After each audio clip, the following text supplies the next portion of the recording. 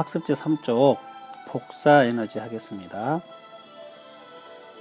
복사 에너지라는 뜻은 물체가 복사의 형태로 내보낸 에너지 그렇습니다. 우리가 1학년 때 뭘 배웠죠? 전도, 대류, 복사 세 가지 배웠습니다. 자, 전도는 고체 상태에서 열 전달, 대류는 액체나 기체 상태에서의 열 전달 방법이었는데, 복사는 고체, 액체, 기체가 아니어도 열이 전달된다라는 수준까지 공부를 했습니다. 그 말은 전자기파 형태로 사방으로 흩어지는 에너지, 이런 걸 복사 에너지라고 합니다. 그렇게 해서 열이 전달이 되는 것입니다. 자, 그럼 우리는 태양에서 에너지가 옵니다. 그 태양 복사 에너지인데 전자기파 형태로 오겠죠.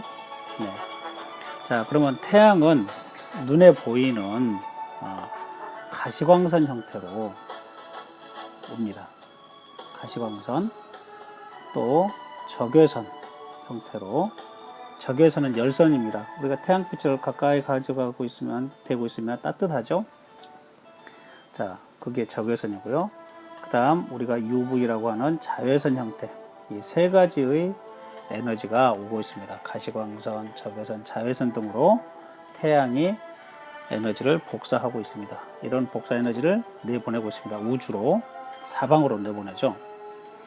자, 그래서 태양은 이 세 가지 중에 주로 어떤 거냐? 가시광선을 주로 내보내고 있습니다. 가시광선 형태로. 그러면 이제 지구에서는 태양의 복사 에너지를 받습니다. 그런데 달에서 지구를 보면은 역시 노란색 또는 파란색 별로 보이는데 달보다 더 크게 보입니다. 달에서 지구를 보면. 자, 그래서 지구는 복사 에너지의 대부분을 어떻게 하냐? 반사 형태로 내보냅니다. 반사 형태로 반사합니다. 반사. 자, 그러면 대부분을, 지구 복사 에너지는 대부분을 어떻게 하냐? 가시광선으로 내보냅니다. 가시광선으로 다시 내보냅니다. 그래서 우주에서 본 지구가 밝게 보이는 이유는 뭐냐? 지구가 태양 복사 에너지를 반사하기 때문에 그렇습니다. 반사하기 때문에.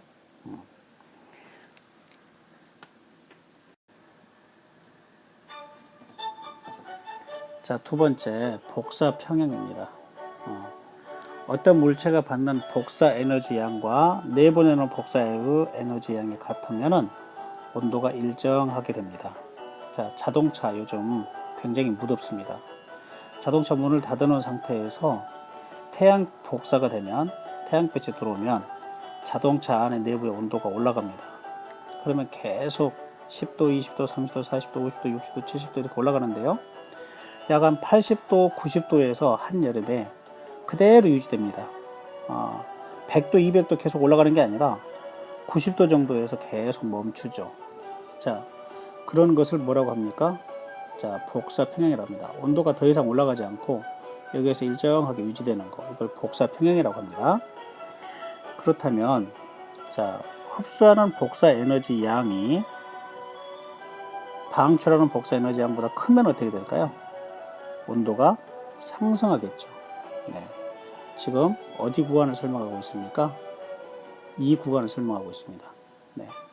흡수하는 복사 에너지 양이 많으니까 방출하는 것보다 계속 자동차 내부 온도가 상승하게 되겠죠.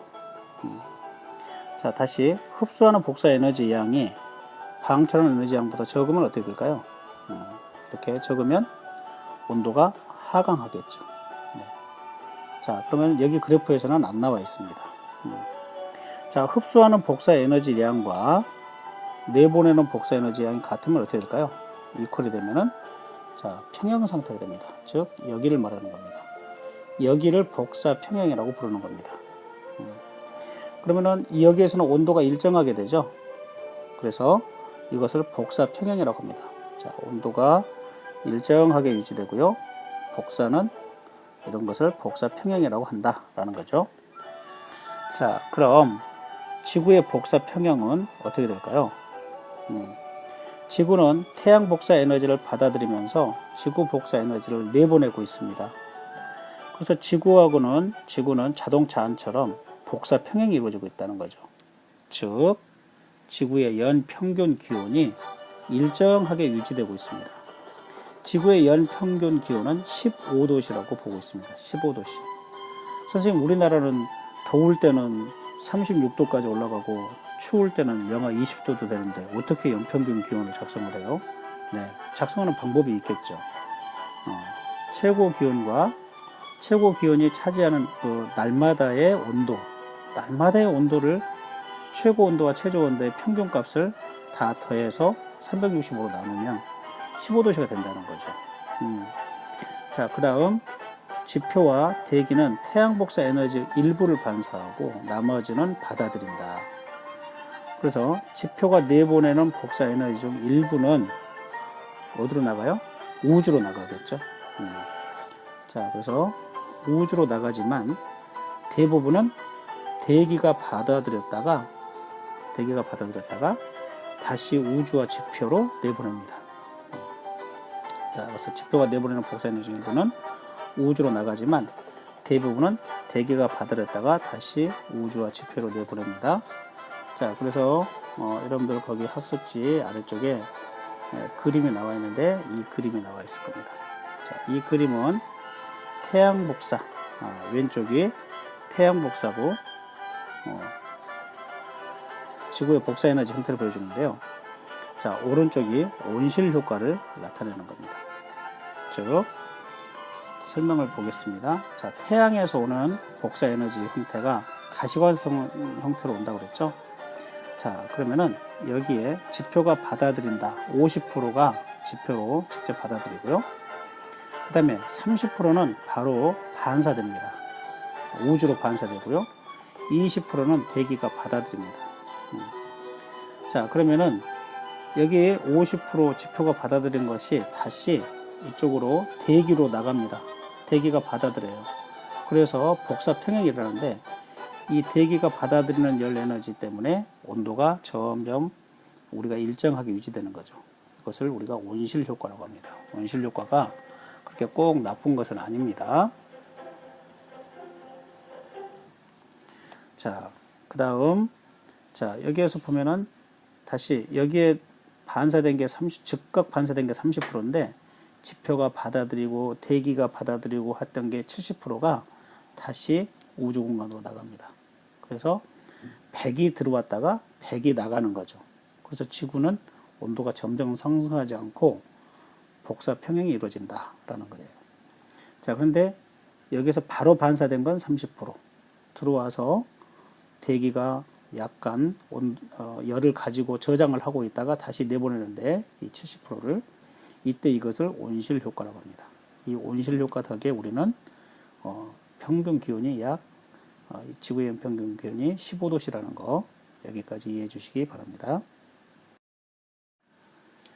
그 다음 빛의 각도와 받는 에너지 양의 관계가 나와 있습니다. 자, 여기 보면은 실험을 하고 있는데 이렇게 수직으로 플래시볼을 비췄을 때 어떻게 됩니까? 빛이 많이 들어오죠. 면적은 좁지만 여기 안에는 어떻게 되죠? 빛의 양이 많죠. 밝죠. 그 다음 60도 각도로 이렇게 했을 때 비췄을 때는 빛의 양이 퍼지기 때문에 여기보다 더 퍼지죠. 여기 있는 깨미가 봤을 때는 좀 어둡게 되죠. 빛의 양이 적게 들어오는 거죠. 자, 그 다음에 빛의 양이 이 각도를 30도로 했을 때 이 각도를 어떻게 됩니까? 더 면적이 넓어지면서 희미해집니다. 즉 빛이 적게 들어온다는 것이죠. 자, 그렇다면은 빛의 각도와 받는 에너지 양의 관계를 봅시다. 빛의 양이 일정할 때 빛을 비추는 각도가 클수록 어떻게 됩니까? 밝아졌죠. 밝아졌다는 것은 같은 면적에 들어오는 빛의 양이 더 많다는 것이죠. 같은 면적에. 그래서 같은 면적에 들어오는 빛의 양을 비교해 보면은 90도일 때가 가장 어떻게 될까요? 크게 되죠. 그래서 이렇게 크다 표시가 되어야 되겠고 부등호가 그 다음 30도일 때가 가장 적죠. 즉 그러면은 우리가 90도인 곳이 어디냐? 지구의 적도지방이에요. 태양빛이 즉각 들어와요. 이렇게 들어와요. 적도는. 극지방은 자 우리나라 같이 위도 30도인 곳 이쪽이 제주도인데 이 정도 들어와요. 이 정도 태양빛이. 자, 북한의 개마고원 더 위쪽으로 올라가면 위도 60도입니다. 여기 이렇게 들어요. 태양빛이. 네. 자, 그래서 빛의 양이 점점 작아진다는 것이죠. 자, 그 다음 여기 보시면 위도에 따른 복사 에너지 양을 보겠습니다. 자, 위도에 따른 태양 고도와 태양 복사 에너지 양을 봅시다. 자, 위도에 따라서 태양 고도가 달라집니다.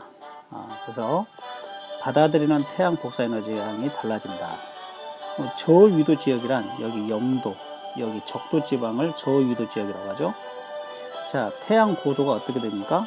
태양의 높이가 우리 머리파리 꼭대기에 있다. 이것을 높다라고 합니다. 태양 고도가 높아요. 90도. 그러면은 받아들이는 태양 복사 에너지 양은 어떻게 될까요? 굉장히 많습니다. 많다.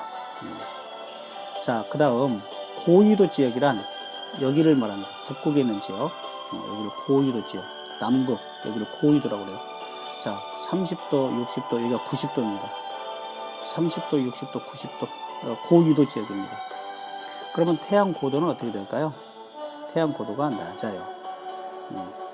그래서 받아들이는 태양 복사 에너지 양도 어떻게 될까요? 적게 되겠죠?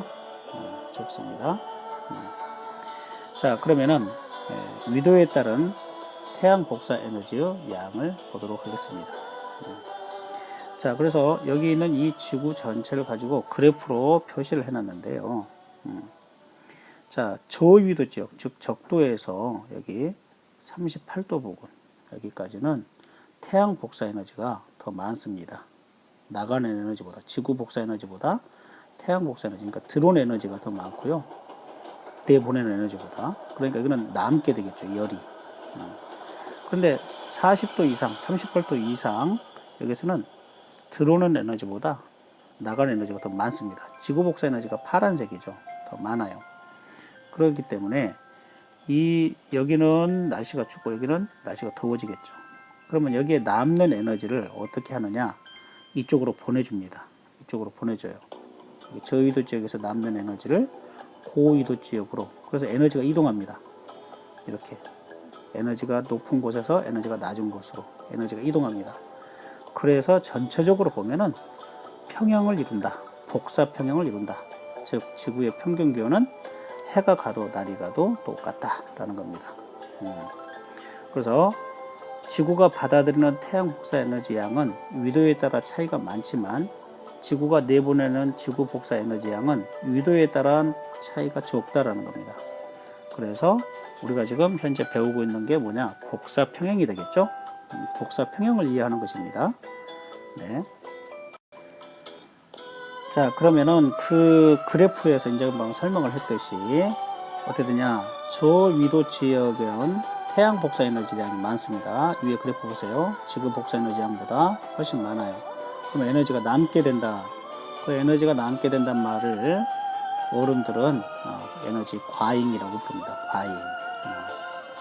자, 선생님이 배가 나온 것도 에너지 과잉입니다.